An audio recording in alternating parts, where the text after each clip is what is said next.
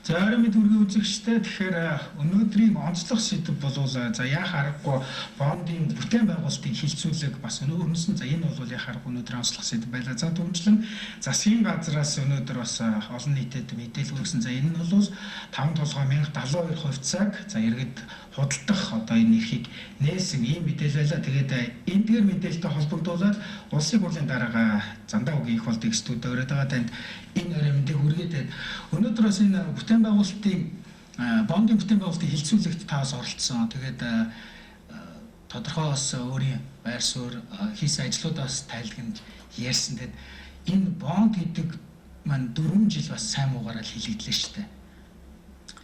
Тийм би өглөө оройн дургийн үзэгчтэй ийм бой дэлгэцтэй анхны ярилцлага хийж уулзаалгасанд баярлалаа. Өглөө би бондын тайлангийн хилцүүлгийг нээсэн. Энэ талаар энэ 12 оны 12 сарын 6-нд авсан мөнгө шүү дээ. Энэ талаар бол маш олон гүтгэлэг бол явсан. Тэгээд тэр болгонд хариулт өгөхийн тулд Хөгжлийн банкнаас ерөөсөө энэ мөнгөөр юу хийсэн гэдгийг хамгийн том төслүүдийн сонгож аваад нэг төсөл дээр 10 минут өгөөд өглөө 10-аас 18 цаг хүртэл дундаа нэг үдийн завсралттай явсан баг. Ингээд яхад бол 10, 20, 30 ч төслүүд тайлан тавьж илээ. Ер нь 5 төсөл ах шиг байсан. 25 яг 25 байсан тийм. Eagle телевиз бүтэн дамжуулсан. Тэгээд энэ бол олон нийтэд хамгийн гол нь энэ мөнгө нэг алга болчихоогүй. Идэж уусан юм шиг яриад байсан шүү дээ. Тэгээ яг хөө тэр үед мөнхөтийн үзүүлсэн зарим слайднууд энд байна л да. Одоо ингээд бүтнээр нь манай үзэгчд харж байгаа бах. Ерөөсөө энэ бол дэлхийд даяар байдаг ердийн санхүүгийн хэрэгсэл. Энийг одоо муухай ингэж болохгүй тэгвэл яаж энэ улс орны хөгжлөө 91 жил тавьсан шиг 2900 км замтайгаа байх юм уу? Гэтэл 91 жил тавьсан 2900 км-ээс илүү замыг 4 жил тавьчлаа шүү. Тэгэхээр энэ хөгжлөө бид нар энэ зээлээр санхүүжүүлэхгүй бол манай эдийн засгийн гол юу болсон юу уул уурхай урт хожид байгаагүйгээр унлаа л да. Тэгсэн. Уул уурхай байхад бол болдог байлаа. Тэгэхээр уул уурхай унсан үед энийг хэрхэн санхүүжүүлэх вэ гэдэг асуудалтай бид 2012 онд засгийн эрх авангуудаа л тулсан шүү дээ. Тэгээ одоо энэ авчирсан мөнгө бол улсын хурлын анх баталж өгсөн мөнгө ердөө 3.1 нь байгаа. 3.2 нь бол өгүүлээгүй. Авах гэхээр одоо олон янзын юм ярьсаар байгаа л. Хэрвээ тэр мөнгө орж ирсэн бол магадгүй Улаанбаатар утаан салцсан ч байх юм гэлөө. Ийм зүйлүүдийн тухай би өглөө ярьсан л да. Тэгэхээр таны өглөө хэлсэн зүйл дээр бас нэг зүйл их сонирхол татчихсан л да. Одоо энэ импортыг орлох бүтээгдэхүүн тэгээд экспортод гаргана гэж. Энэ нь бол бондын хөрөнгөөр бас бүтээн үйлдвэрлэл хөгжих энэ нөхцөлийг бас бүрдүүлж өгч байгаа гэж. Тийм бондын хөрөнгөөр ерөнхийдөө энэ 3 зүйлд зарцуулсан. 3.1 орчмоор аж үйлдвэрлэлийн төслүүд эхний баганд байна. Хоёр дахь баганд эрчим хүч барилгын эзэмшлийн төсөл 3 дахь нь авцсан гэдэг. Авцсан тухайд би түрүү ярьсан. Ямар их олон километр зам барьсан тухайд. Одоо өөрөө аж үйлдвэрлэлийн төслүүдийг ярьж байна. Одоо энэ дэлгэцэн дээр байгаа 1055 үйлдвэрийг 6% зээл өгсөн байна. Энэ бол аж үйлдвэрлэлтийг эхлүүлж байна. Бид нар урд нь бол гадны улсын хэрэглэгч л байлаа шүү дээ. Одоо дотоод үйлдвэрлэж чаддаг юм үйлдвэрлэе. Одоо энэ бүх юунууд нь прогресс нь байж байна. 14 онд хэдэн хувь, 15 онд хэдэн хувь, 16 онд үлдсэн ашиглалтанд ороод ингээд энэ 1055 үйлдвэр бүтээгдэхүүн үйлдвэрлэж эхэлнэ. Импортыг орлох бол одоо хамгийн наад захын хэрэгцээ. Экспорт бол бүр илүү чухал юм байна.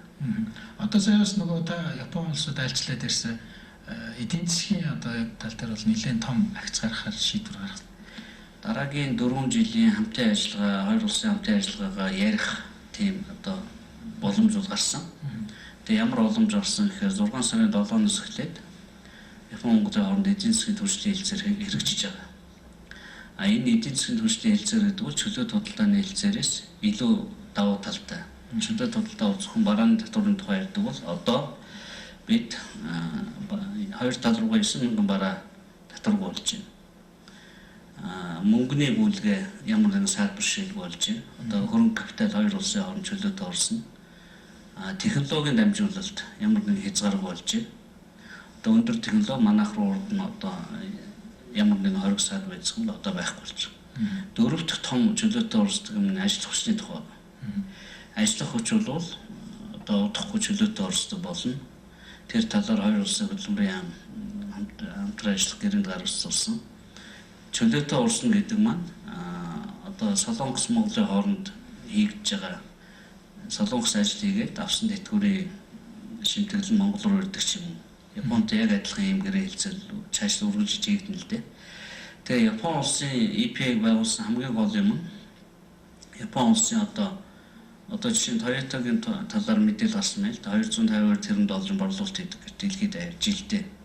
Энэ бол одоо Европын 4 оронч байдаг юм аа. Манайх шиг 25 улсын 10 тэрбум доллар бодоход дотоодын нийт зохицол тэнцэж штэ. Тэгэхээр энэ Toyota машин дотор ордог жижигхэн ийм сэлүүгийг Японд Монгол залуучууд үйлдвэрлэлээ зогсож байна. Хэрэгээр тэр үйлдвэр дээр нь очиж. Иймхэн жижиг юм бэл. Яг тэрийг үйлдвэрлэлээ сурсан Монгол залуучууд буцаж ирээд одоо энэ сонгон хайрхан дөрөвт нөгөөтгөө л үйлдвэрлэж байна. Ийм эдэнг байна, эдийн зэргийн эдэнг байна. Нарийн тэрийг одоо зөв бүрүүгээр хардаг микроскопоор хардаг ажлын эмэгтэйчүүд нь хийгээ сууж байна. Доор нөгөө тоон удирдлагатай суурь машин дээр залуучууд нь ажиллаж байна. Нэгдүгээр давхар. Тэгээ бид нар энэ Япон Монголын хоорондох эдийн засгийн түвшлийн хэлцээрийг байгуулах хамгийн гол шалтгаан бол Япончуудын өөрсдөө нэрлэдэг энэ production network гэдэг юм орох гэдэг. Үйлдвэрлэлийн сүлжээнд нэвтрээ. Мөн economic connectivity гэж байна. Эдийн засгийн харилцан холбоо. Тэгэхээр бид Toyota машин үйлдвэрлэж дэлхийн зах зээл дээр гарч чадахгүйгээс хойш Toyota дотор ордог жижигхэн эд ангил үйлдвэрлэе юм. Тэр нь Монголд үйлдвэрлэх, Японд үйлдвэрлэх хоёр.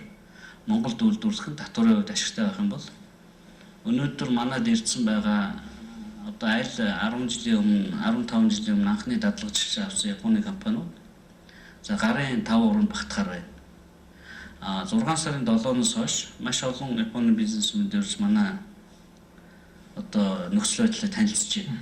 Үйлдвэрээ нүүлгээд ирвэл эсвэл нэг хэсэг үйлдвэрийнхаа дамжлагыг нүүлгээд ирвэл татваргүй болсон юм байна шүү дээ. Одоо энийг ашиглая гэж. Тэгээ тэр болгонд энэ ажилтг хүнийг бид нар бэлтгэх хэрэгтэй. Тэр нь энэ дадлагжигчийн хөтөлбөр. Тэгэхээр таасаа хэлсэн шүү дээ. Одоо бол хоёр улс хоорондоо харилцсан 9,000 гаруй одоо ингээд бүтээгдэхүүн бараа бүтээгдэхүүн одоо татваргүйгээр худалдаалах юм боломжтой гэж. Тэгээд энэ эргээд нөгөө манай талд ашигтай хувилбар гэж хараад байна л да. Одоо бондоор зээл авсан аж ахуйн нэгжүүд бүтээгдэхүүнээ одоо эргэлттэй болгож байгаа нэг хэлбэр эргээд нөгөө бондын төлөлт сайжирна гэж хараад байна л да. Дэлхийн номер 3 эдийн засаг руу бид 9,000 нэрвэрлийн бараа татваргүй оруулах эрх авчлаа. Одоо энэ бондын мөнгөөр бага хүнтэй үйлдвэрлэлийг дэмжих зээлээр болсон үйлдвэрүүд бүтээгдэхүүнээ Японы зах зээл дээр гарга. Чи Японы зах зээл дээр гаргаж чадж байгаа бол дэлхийн хаанч зарагдана гэсэн үг. Хамгийн өндөр шаардлагатай стандарттай ийм улс байгаа. Одоо энэ бондын хөрөнгийг зарим улс төрчид одоо өөр гэж хэлээд байдаг шүү дээ. Таны хувьд энийг яг юу гэж харддаг вэ? Тийм бид нар яг нэг өөрийн удирдлагын хууль гаргахтаа өөр гэдэг үгээр бичсэн юм байлээ. Ер нь бол санхүүгийн аль ч компаниас нэгтлэнгээс асуухад өглөгөө өгч чадахгүй хугацаа хэтэрх юм бол өөр болж одоо муудсан өөр хугацаа хэтэрсэн зээл мэл гэдэг янз бүрийн нэртэй болчихж байгаа. Тэгэхээр өглөг байхдаа бол улс тэр компани тэр санаа зовхгүй байж болно. Одоо чи жишээ нь моргжийн зээлтэй бол чи 20 жилийн турш өртөө явна шүү дээ. Тэгэхэд чи сар болгон төлбөрөө зөв төлж байгаа бол чиний хувьд өөр биш. Чиний хувьд зүгээр л худлаа үйлчилгээ банкнд төлөх өглөг байгаа. Чи сарын төлбөрөө 1 сар, 2 сар, 3 сар гацаагаад эхлэх юм бол чиний зээл чи муу зээл рүү ороод ингээд байшин чинь дуудлагаар зарагдах руу орно шүү дээ. Улсын өргөд яг адилхан. Бид нар одоо 17 төлбөрөө хийн, 22 төлбөрөө хийн. 17 гэснээс 17 онд одоо бондын иргэн төлөлт эхлэн ямар нэг хүндрэл гарах болов энэ дээр Иргэн төлөлтүүд ер нь хэр хийх вэ? Манай олон нийтийн дунд бас нэг энэ буруу ойлголт хэрэгээр энэ ардын намхныг тараагаад байгаа бондыг Ерөнхий банкны зээлтэй адилхаж үзээд байгаа. Гэхдээ энэ бол улс орон тодорхой зорилгоор авдаг хөгжлийн зээл одоо эсвэл санхүүгийн төр зүрийн хүндрэлээс гарах ийм тусгай зорилттой юмнууд байгаа. Монгол улсад зээл өгтөө Монгол улсын ирээдүйд энийг төлж чадна гэж итгэл өгч байгаа. Ийм маягийн зээлээр бол энэ бүх улс орон ажиллаж амьдарч шээ. Тэгээд Монгол улс 17 он төлж чадахгүй 20 он төлж чадахгүйгээр муу ярлаад байгаа. Муу ярлах юм ерөөсөө байхгүй. Одоо би бол Монгол улсынхаа ирээдүйд итгэж байгаа. Төлж чаднаа. Тэр байтугай их хөдөлгөөний байгуулалт хийх шаардлага байна. Бид дөнгөж дангад захаасан. 5 тэрбум баталж өчөөд байхад 1.5-ыг л авлаа шээ. Арчсан нам олонх биш вэ энэ их хурлд.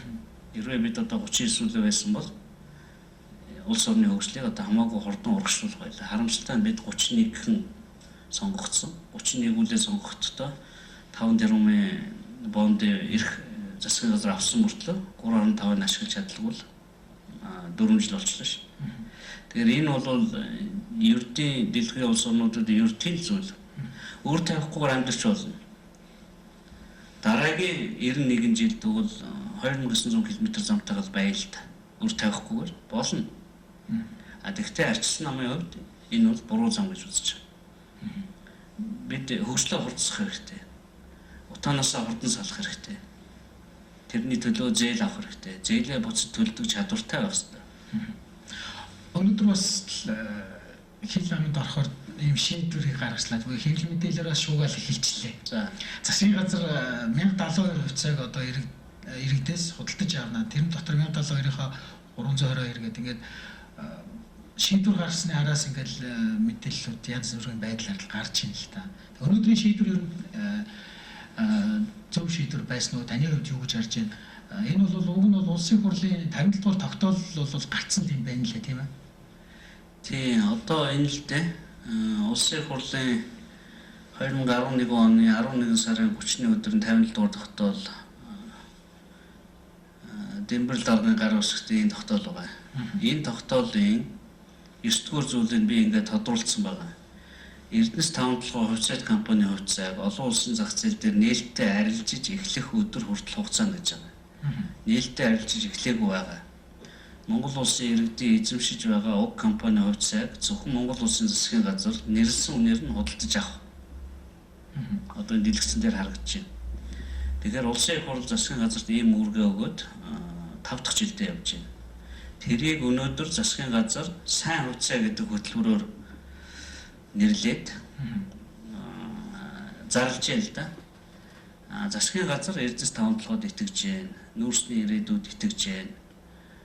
Энд итгэхгүй байгаа хүмүүст одоо хариу болох зорилгоор бид итгэж байгаа учраас хувьцааг худалдаж авъя. Тэгвэл хувьцааны үн дараа жил өсөөд тэрний дараа жил одоо 933 төгрөг биш. Нэрсэн үн гэдэг 933 төгрөг. За 2000 төгрөг боллоо гэж бодъё. Тэгэхээр чи өнөөдөр засгийн газар хувьцаагаа зарчлаа. 2 жилийн дараа 2000 болчлоо. Тэгвэл чамд буцаагаад яг энэ 933 төгрөгөөр худалдаж авах боломжийг чи үлдээж байгаа. Опшн гэж ярьдаг. Опционч гэж орцоор орчуулдаг. Тэр эрх бол чамд хадгалагдана. Ягаад гэвэл Эрдэнэ булганаас засгийн газар хувьцаа худалдаж авсан бичлэгчийг үлдчихэж байгаа. Хэдийг хизээ зарсан, мөнгөө яаж авсан. Яг тэр бичлэгээрээ хөрөнгөний биржийн төлбөр тооцоо хадгаламжийн төв дээр ирээд буцаагаад авч болно. Ариу өөрөө өсвөл. За бүх хүний хувьцаагаа зар гэж албадж байгаа юм ерөөсөө байхгүй. Жишээ нь ядаас яг тэгж ярьж байсан. Жишээ нь би бол хувьцаагаа зарахгүй. Яг гэвэл би Эрдэнэс 5 толгой ирээдүйд итгэж байгаа. Одоо нөгөө Аз улхад гэдэг юм Австрал дахиад өөр болчих л дээ. Европт эрчим хүчний нүүрс $50 тийшээ гараа авчлаа. Нүүрсийг хүмүүс хэрэггүй гэж үзэжсэн бол нүүрснээс өөр сонголт байхгүй юм байна. Энэ нэг 50 жилийн дараа түүхийн нефт дуусахаар энэ нүүрс гэдэг юм чи дахиад үнд орох юм байна гэж. Тэгэхээр одоо дараагийн асуулт гарч ирж байгаа. 323 ширхэг хувьцаа 300 мянган төгрөгөөр Монгол Улсын засгийн газар 300 мянгаыг 323 тавахаар 933 төгрөг чинь гарч байгаа. Би хөдөлт яа ог нэр эргэжтэр одоо хамаг мэдээлэл өгчээд хүсэлтээ гаргачихаар өөрөө чинь дансанд мөнгө орно. Ердийн л арилжаа. За энийг бас их мушиг сонгуулийн үеэр бэлэн мөнгө тараалаа гэж байгаа. Бэлэн мөнгө тараагүй чи тэр 8 хийж байна. Би засгийн газар чи хувьцаатай. Чи 8-ага 2 жилийн дараа би нэрээ хувьцаагаас сул өгчих гэх юм бол анхны үнээрээ хөдөлж авч болно. Хөрөнгөний бирж дээр ердийн байдаг л хэрэгцээ. Засгийн газар энэгээр хоёр юм батлах гэдэг. Энэ бол үн цэнтэй юм аа. Үнд оруулж байгаа. Биш ээ, үн цэнтэй. Үн цэнтэй. Ядаж би нэрлсэн үнээр нь авъя. Тэр үн цэнэгүй бол сайн нэг урт цагаан имэйл гэдэг баахан хүмүүс цуглаад шүндөлөөр Тэгсэн. хувьцаагаа зарах гэж оролдоод байна шүү дээ. Тэг хэрэггүй. Энд чинь ингээд өөрөө чи ирэх. Бид нар 30% та тэнцэх хэмжээнд дээр нь эргэлтэнд оруулж байгаа маа. Ер нь бол төмөр замын ажил удаашрснаас болоод бидний төлөвлөсөн Эрдэнэс таван толгойн төлөвлөсөн юмдаа хүрч чадсангүй. Дээр нь нүүрсний үн одоо $150-аас 30 руу орлоош 5 дахин унлаа. Тэгээ ийм үед ч хүртэл засгийн газар энэ хувьцаанд ихтэй хэврэл байгаа. Ирэх 4 жил бид нар урагшаа явсан зүүнтэй явсан төмөр замыг дуусгах хэрэгтэй. Тэгжээж энэ компани хувьцаа бол улам үнцэнтэй болно. 13-ны өдрөөс 6 сарын 13-ны өдрөөс эхлээд иргэдэд худалдах эрхэм нээгдэнэ гэд тэгжсэн л та. Тэгэхээр арилжааны бүх банкудад энэ бүгд нээлттэй гэж иргэд яг яаж хандах ёстой юм бол засгийн газар одоо энэ ажлыг зохион байгуулах ёстой өөрсдөө. Тэрэндээ одоо хөрөнгөний бээр төлбөр тооцоо хадгаламжийн төв иргэний бүртгэлийн газар ядч л одоо Эрдэнэ булганд энэ хувьцаанд байна уу гэв. Хүнд хоёр янз болчиход байгаа. Нэг хэсэг нь 4 жилийн өмнө сонгуулийн үеэр хувьцаагаа зарсан хэдэн зуун мянган хүн.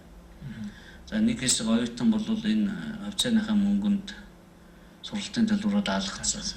Сая 650 мянган одоо хувьцаагаа зарах болцоотой хүн байна гэж тооцож байгаа. Тэрнээс хэдэн зарахыг бид бас мэдэхгүй.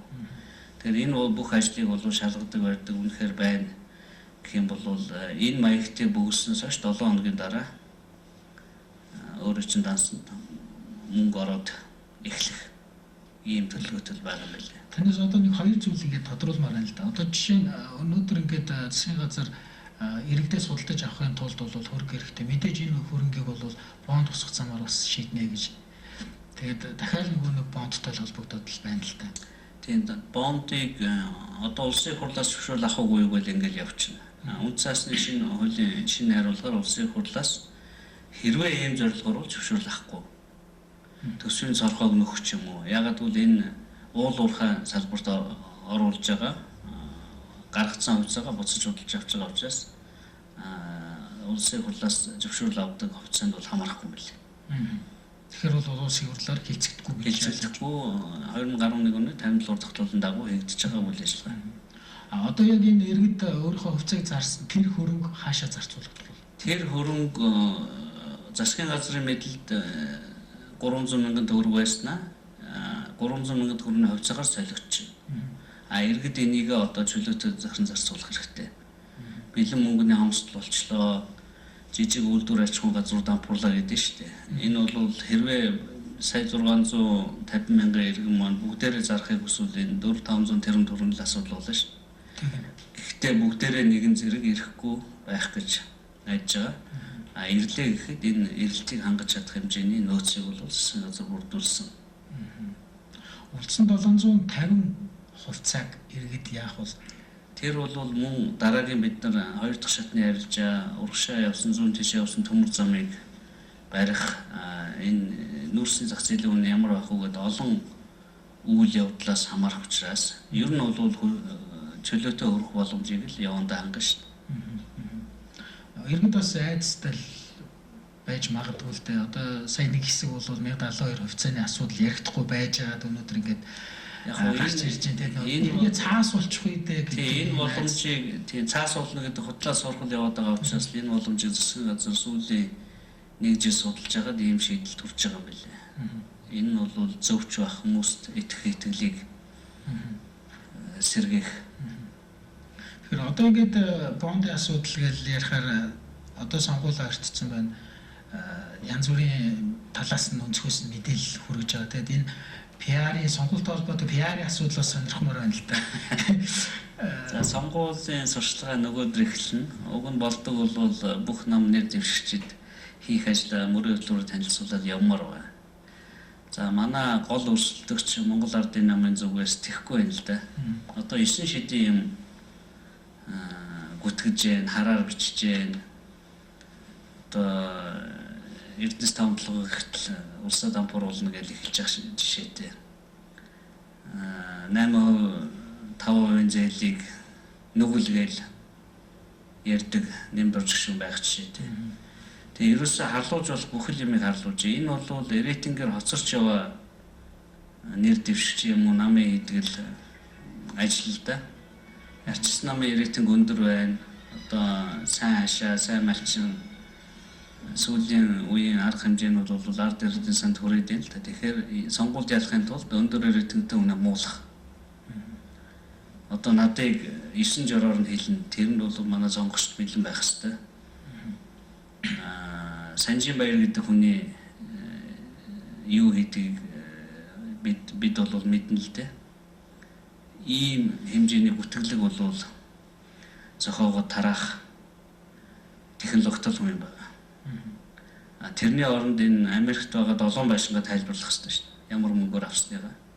Бид бол тийм ажил хэргийн мэтгэлцээнд ороход бэлэн байгаа. Тэрнээс ипотекийг нүгэл гэж ярьдаг хүнтэй бид нар одоо яаж ярих вэ мэдэхгүй байна. Одоо нэг иргэний зорномоос орж ирсэн хоёрыг урууч гээл баахан цолж илээ. Тэгээ бодвол 18 хоног урууч гээл цоллох байх л да. Урвсандаа биш одоо үзэл бодолтой хамтарч ажиллая гэж орж ирсэн улсууд шүү дээ. Тэгээ энэ шиг одоо мянган хар бүтгэлэг явна. Манай ард хүн бол энэ хин юугаа бүтгээд байгаа одоо үрийг хугацаанд болоогүй өглөгийг өртөө олчлоо одоо дампуурлаа гэж шүү дээ улсаараа. Гэтэл одоо байранд орсон 80 мянган ипотекийн зээлтэй хүн юу гэж хэлэх вэ? Тэр хүмүүсийн арталд 3.4 их найт төгрөгийн зээл байна шүү дээ. Монгол хүнээс гаргацсан. Манай улсын эдийн засгийг лавл алсангүй. Лавл 80 мянган айл байранд ороод зээлээ хугацаанд нь төлөөд гараахаа дагуу явж л байна. 40 айл зээлээ төлж чадах байсан гэсэн 80 мянгаас.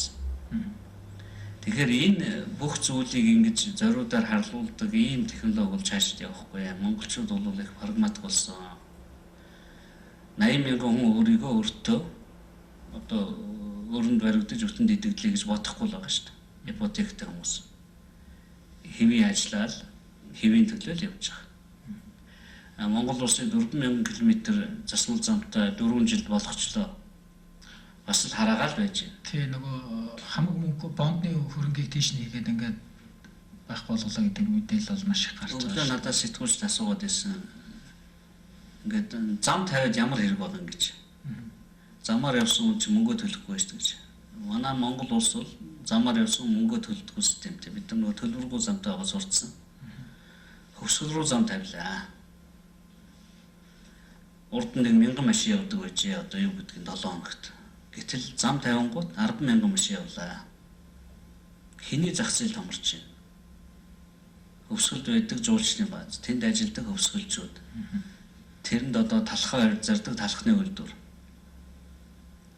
Тэгэхээр үр ашиг нь хэнд очиж байна? Хөвсгөлийн бизнес томорхот хэрэглэгдэж шин. Тэгвэл тэр бизнесүүд чинь татвараа төлнө. Тэр татвараас нь замын мөнгө төлөгдөнө. Ийм маягаар бүх юм хоорондоо уялдаа холбоотой. Хэрэггүй юм бол энэ Монгол улсад арчилсан бол хийхгүй шин. Бид бол юу хийж байгаагаа мэдчихээн. Улс орны хөгжлийг яаж түргэдэхээ мэдчихээн. Үр зээл тавьж болно. Тэрийг буцаад төлөх төлөвлөгөөч байх ёстой. Хийсэн юм чинь гарт өргөж нүдэнд үзэгдэх ёстой. Нөгөө 21 мянгаар нь тараасан, сая 500-аар нь тараасан 3 их найт төгрөгдгөл хаавна. Гэтэл би ингээ манта маргалдмаар байгаа юм л.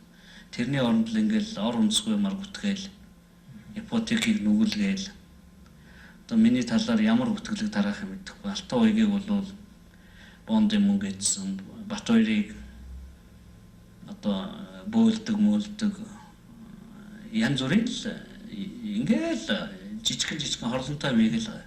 Одоо зүгээр энэ миний хувь хүнийл одоо байр суурь харж байгаа байдал та. Одоо энэ ингээд харж байхад нэг хүнээр нөгөөдхийг ингэж муу хэлүүлдэг нэг тийм хэлбэр сүүлийн үед аяг гараад сүүлийн үед жишээ наач манай улсад сонгуул явсан 20 хэдэн жилд яг л үргэлжилж байгаа. Илүү одоо юу гэдэг илүү Facebook ин телевизийн олон сувг гарахаар бол илүү өртөмжлөл яаж байгаа. Гэхдээ Монголын ард түмэн сонгуулийн үеэр гардаг энэ нэг хогийн ховж ивнээс бол залхацсан байгаа маа. Сүүлдээ энэ зургтын сувга солидог болсон шүү дээ. Нөгөө сонгуул гарангуут л нэгэн муулал эхэлж байгаа.